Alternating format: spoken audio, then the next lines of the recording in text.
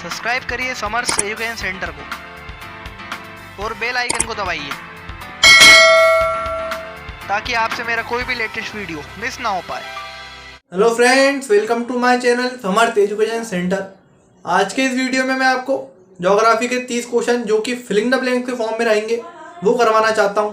तो बिना की देरी के इस वीडियो को स्टार्ट करते हैं।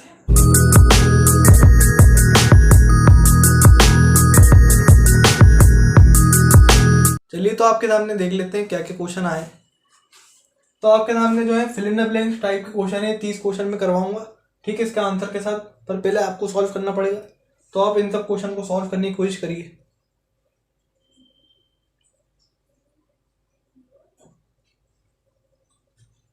चलिए मैं करवाता हूँ। तो अपन फिल इन द ब्लैंक को जो स्टेप बाय स्टेप सॉल्व करेंगे इसमें, क्योंकि ऑप्शन तो होता नहीं, तो अपन को करेक्ट आंसर पता हो तभी अपन कर सकते हैं। तो ये थोड़े से जो है टफ पड़ जाते हैं स्टूडेंट्स। देख लेते हैं पहला क्वेश्चन क्या लिखा हुआ है। A group of dash forming various pattern is called dash. तो ये जो एक क्वेश्चन है इसमें दो दो जो है डैश दिए हुए हैं, तो अपन को दो आंसर इसमें भरने हैं। तो देखो ग्रुप ऑफ क्या, किसका ग्रुप जो है फॉर्मिंग वेरियस पैटर्न, किसी चीज का ग्रुप है वो अलग अलग प्रकार का पैटर्न उससे बनाया जाता है, उसको भी कुछ बोला जाता है। तो भैया स्टार्स, ग्रुप ऑफ स्टार, अगर बहुत सारे ग्रुप ऑफ स्टार हैं वो अलग अलग पैटर्न बनाएंगे, उनको क्या बोला जाता है? उनको बोला जाता है constellations. Ursa major, Ursa minor, polar bear, इस प्रकार के जो है अलग अलग प्रकार के वेरियस पैटर्न जो बनाता है स्टार, उसको बोला जाता है कॉन्स्टिलेशन बोला जाता है। हो गया आपका पहला वाला क्वेश्चन। दूसरा वाला देख लेते हैं। The tropic of Capricorn is located at. तो इनने जो है इसकी पोजीशन पूछी है कि ट्रॉपिक ऑफ कैप्रिकॉर्न की जो है पोजीशन क्या है। तो देखो आपको थोड़ा बहुत अगर फिगर याद होगा तो आप देखेंगे ऊपर क्या रहता है, फ्रिड जोन सबसे ऊपर, जो कि नॉर्थ और साउथ पोल दोनों पे रहता है, ठीक है, आपको अच्छी प्रकार से याद है ये। अब आपको एक और चीज याद होगी कि इसके जस्ट फ्रिड जोन के जस्ट नीचे यहाँ रहता है आर्कटिक सर्कल, यहाँ रहता है एंटार्क्टिक सर्कल। इसकी अगर वैल्यू पूछ लेते हैं यहाँ पे, तो ये कितनी होती है? ये होती है 66 1.5 डिग्री नॉर्थ, और इसकी भी जो है सेम टू सेम रहेगी 66 1.5 डिग्री साउथ। तो ये जो है वैल्यू सेम टू सेम रहती है, बस डिग्री नॉर्थ और साउथ ये बदल जाता है। तो अब अपन ये चीज जो है इस क्वेश्चन में अप्लाई करके देखें तो आपका आंसर आता है क्या। तो देखो ट्रॉपिक ऑफ कैप्रिकॉर्न, अगर ट्रॉपिक ऑफ कैंसर पूछते तो कितना होता? 23 1.5 डिग्री। ये तो उसमें भी रहेगा कैप्रिकॉर्न पे भी, पर ये कैप्रिकॉर्न कहाँ पे होता है? साउथ में। तो अपन यहाँ के लिख देंगे साउथ। अगर यहाँ कैंसर होता तो यहाँ लिख देता मैं नॉर्थ। बाकी वैल्यू ये जो है ये सेम रहती। इस प्रकार से आपको जो है पूरा डिटेल में याद रखना पड़ेगा। थर्ड क्वेश्चन देख लेते हैं। Leap year has dash number of days. तो लीप ईयर जो है 29 डेज होते हैं, फरवरी के महीने में आता है, हर 4 साल बाद आता है, याद रखना है। आगे देखो, deepest point on the earth is dash in the Pacific ocean. तो अपन को बताना है डीपेस्ट पॉइंट, सबसे ज्यादा जो गहराई का पॉइंट है धरती पे, और पैसिफिक ओशन के अंदर बताना है उसका, उसको क्या बोला जाता है वो बताना है। उसको बोला जाता है मरीना ट्रेंच, याद रखना है आपको, ठीक है, मरीना ट्रेंच उसको जो है बोला जाता है, याद रखना है।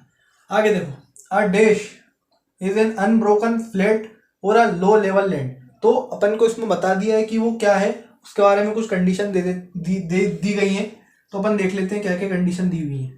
अनब्रोकन फ्लैट दिया हुआ है कि भैया अनब्रोकन है, फ्लैट नहीं है, वो उबड़ खाबड़ है, इस प्रकार से दिया हुआ है। लो लेवल लैंड मतलब उसकी इतनी ज्यादा हाइट नहीं है, थोड़ी कम हाइट है, उसको बोला जाता है प्लेटी, ठीक है। आगे देखो, India has an area of about, India का एरिया पूछा हुआ है। तो इंडिया का एरिया आपको याद रखना है 3.28 मिलियन स्क्वायर किलोमीटर, ये इसका जो है आंसर है। इतना जो है इसका एरिया है इंडिया का।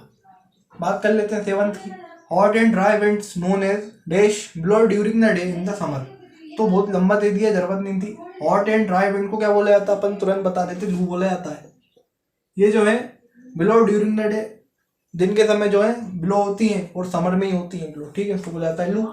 आगे देखो 8th, huge system of star is called, huge system of star, यहाँ बोला था ग्रुप ऑफ स्टार, मतलब कुछ स्टार के ग्रुप, 4 5 स्टार 6 स्टार इस प्रकार से, पर इसमें दिया हुआ है ह्यूज सिस्टम, मतलब बहुत ज्यादा। एक 5 नहीं 5-6 नहीं, कम से कम मिलियन बिलियन जो है स्टार अगर जुड़ जाते हैं उसको क्या बोले जाता है? उसको बोले जाता है गैलेक्सी। आपकी अपनी गैलेक्सी जो है वो है मिल्की वे गैलेक्सी, इसको आकाश गंगा भी बोला जाता है, याद रखना है आपको, ठीक है? ये भी आ सकता है। तो इसका आंसर क्या हो गया आपका? गैलेक्सी। ठीक है, ये वाले क्वेश्चन हो गए। इसी प्रकार से अपन को पूरे 30 क्वेश्चन इसके करते हैं, ठीक है? आगे क्वेश्चन पेश करें यहाँ, तो आपके सामने और क्वेश्चन आ गए, सॉल्व करने की कोशिश करिए आप।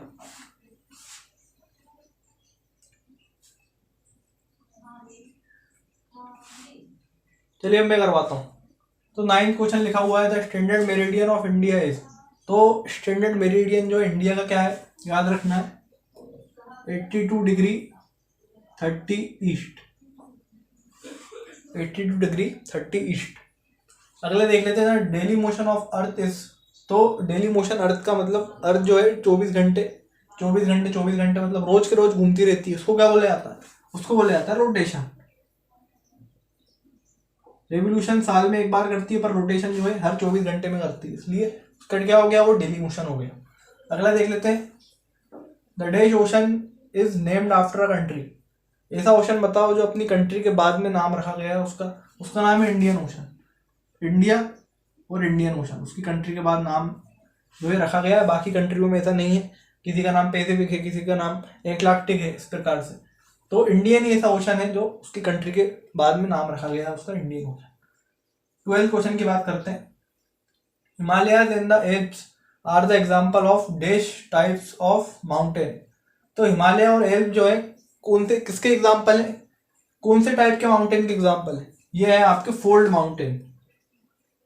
फोल्ड माउंटेन, फोल्ड माउंटेन के जो एग्जाम्पल है वो आपके हिमालय और द एल्प्स। 13 की बात करते हैं ना, ग्रेटर हिमालय ऑल्सो कॉल्ड। तो देखो जो मतलब हिमालय तो पूरा बहुत बड़ा है, पर उसका जो सबसे ज्यादा बड़ा हिस्सा है उसका नाम कुछ और है। उसका नाम क्या है वो पूछा गया है। उसका नाम है हिमाद्री। हिमाद्री जो है सबसे ज्यादा बड़ा पार्ट है हिमालय का, याद रखना आ सकता है, बहुत इंपॉर्टेंट क्वेश्चन है। 14 की बात करते हैं, dash forest in Gujarat is the home of dash. तो दो ब्लैंक दिए हुए हैं, तो अब देख लेते हैं। दिया हुआ है डैश फॉरेस्ट इन गुजरात। अब देखो गुजरात में ऐसा कौन सा फॉरेस्ट है जो किसी जानवर का हो सकता है घर हो, ठीक है? तो गिर फॉरेस्ट।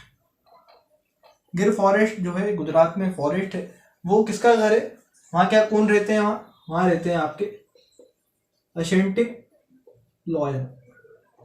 इस प्रकार से आपको याद रख के इसको करना है। 15 वाला देख लेते हैं, dash is the closest celestial body to our earth.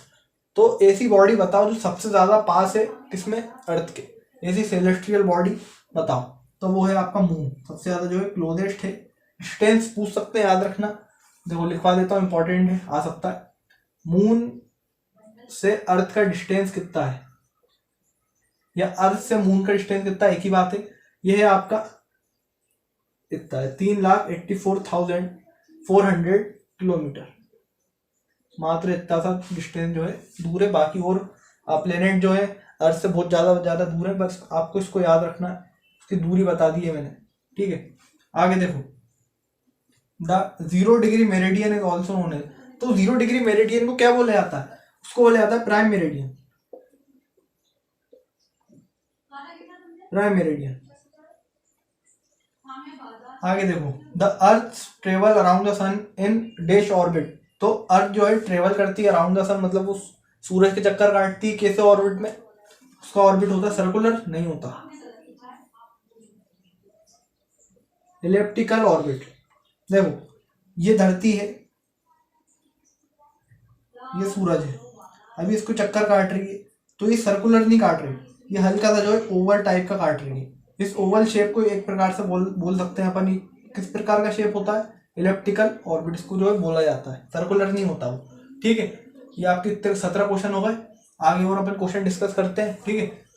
तो आपके सामने और क्वेश्चन आ गए, सॉल्व करिए आप।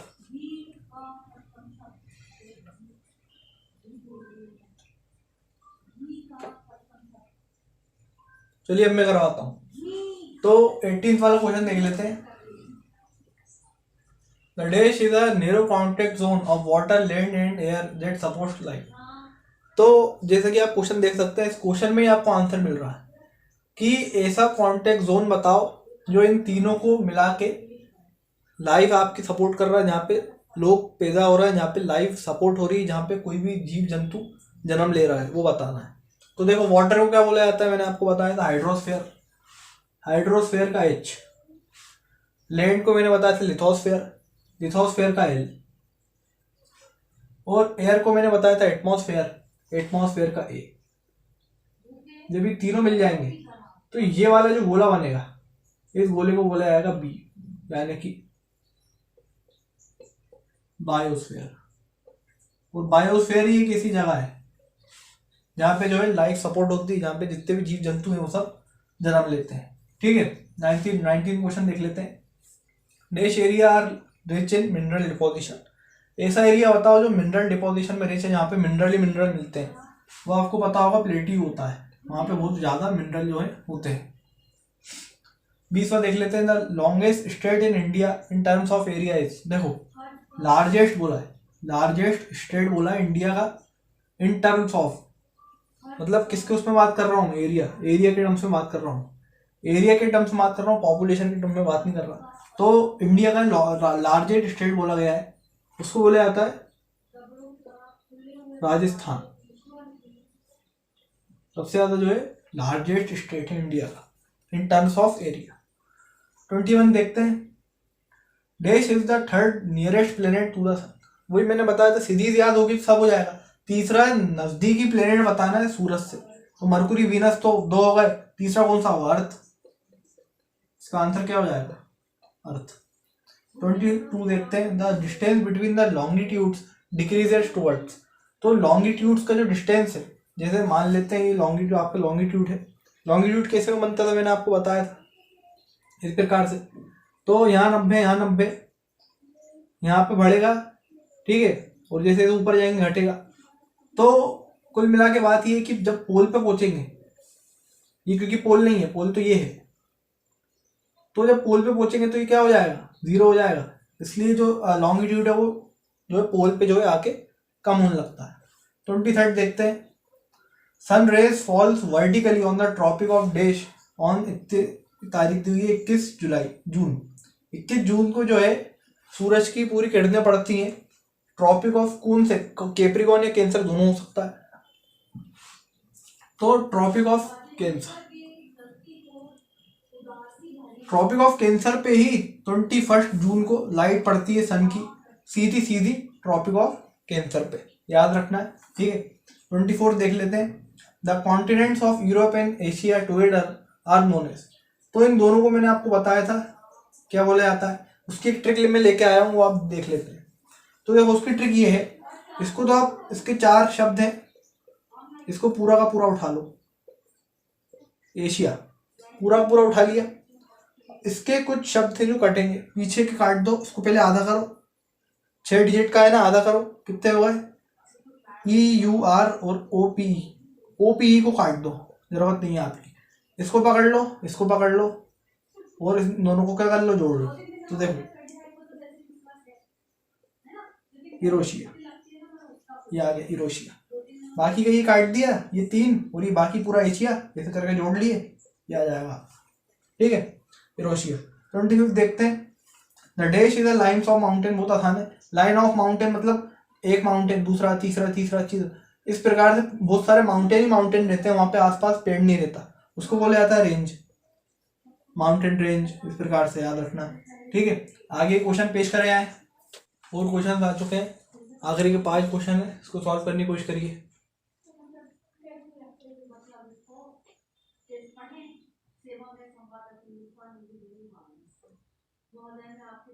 अगर आपने मेरी पूरी प्लेलिस्ट देखी होगी तो आपको ये क्वेश्चन बिल्कुल बच्चों की तरह लग रहे होंगे, तो आप आसानी से 30 में 30 ला सकते हैं। चलिए अब मैं करवाता हूँ। तो 26 वाला क्वेश्चन लिखा हुआ है, द रिवर नर्मदा, साले प्लेलिस्ट के बच्चे हट। The river Narmada falls into the Dead Sea. तो नर्मदा जो रिवर है वो कौन से सी में गिरता है, अपन को बताना कहाँ पे बहता है। तो वो होता है भैया अरेबियन सी। अरेबियन सी याद रखना। आगे देखो 27, planets do not have their own dash and dash. Planet के पास खुद की ना ही गर्मी होती है ना ही हीट होती है, क्योंकि सन जो है बहुत ज़्यादा हीट होती है, और ना ही इसके बाद प्लेनेट के पास लाइट होती है, सन के पास लाइट भी होती है, उसी का रिफ्लेक्शन होके जो है ये जो है चमकते हैं इस प्रकार से। तो इनके पास इनकी खुद की हीट और लाइट नहीं होती प्लेनेट के पास। 28 वाला देख लेते हैं। The Arctic circle is located in the dash hemisphere northern. अगर वही बात है ना, अगर पूरा चित्र याद है तो आप 2 मिनट में बता दोगे कि भैया आर्टिक सर्कल नॉर्थ में, एंटार्क्टिक जो है साउथ में। इस प्रकार से याद रख सकते हो आप बहुत आसानी से। ट्रॉपिक ऑफ कैंसर भी जो है नॉर्थ में, ट्रॉपिक ऑफ कैप्रिकॉर्न साउथ में। ठीक है, अब देखो 29, days are shorter during day season. तो दिन जो है छोटे होते हैं, रात बड़ी होती है, कब? विंटर सीजन में। ठीक है, जो भी चल रहा है। 30 वाला लास्ट देख लेते हैं। The highest mountain peak on the earth is. तो जो हाईएस्ट माउंटेन पीक, सबसे ज्यादा बड़ा माउंटेन है पूरी धरती पे, उसका नाम क्या है? उसका नाम है, पूछा है इन लोगों ने, पूछा है, उसका नाम है माउंट एवरेस्ट। इसकी जो हाइट है वो भी आ सकती है, वो भी आपको याद रखना है। और मैंने ये भी पढ़ा है कि माउंट एवरेस्ट में पहली बार, दूसरी बार कौन कौन गया है, फर्स्ट मैन, फर्स्ट वुमेन, इस प्रकार से। ठीक है, इंडिया की फर्स्ट वुमेन, इस प्रकार से इंडिया का फर्स्ट मैन। तो ये सब आपको याद रखना है। और फिर डेट मेट भी याद रखनी है, डेट और सन कब गए थे। और इसकी हाइट जो है, अच्छे से मैंने इसकी ट्रिक भी दी थी, वो आपको याद होगी, 8848 मीटर। 8848 मीटर, 88, ठीक है, 48, बस एक ही जगह जो है 4 है, बाकी जगह जो है 8 है। इस प्रकार से याद रखना, पूरा याद हो जाएगा। आपका जो टेस्ट यहीं पे समाप्त होता है। अगर आपके अच्छे नंबर, जैसे कि मान लेते हैं 30 में से 20 आए, बढ़िया है। 30 में से 30 आए तो बहुत ही बढ़िया है। आपकी तैयारी बहुत बेहतरीन चल रही है, अगर आप ये सब जो है क्वेश्चन सॉल्व कर पा रहे हैं। ठीक है, तो इन सबको आप नोट भी करते आइएगा। ठीक है, नोट कीजिए आप इसको, तो बाकी और भी करना है आपको पीछे पीछे। ठीक है, तो फिर ये थे ज्योग्राफी के 30 फिल इन द ब्लैंक से क्वेश्चन। मैं उम्मीद करता हूँ आपने इसको अच्छे से सॉल्व करे होंगे। अगले वीडियो में मैं आपको 20 क्वेश्चन जो कि पूरे मिला के match the column, tick the correct और नेम द फॉलोइंग, इस प्रकार के रहेंगे, वो करवाऊंगा। तो फिर मिलते हैं अगले वीडियो में, जब तक के लिए बाय बाय।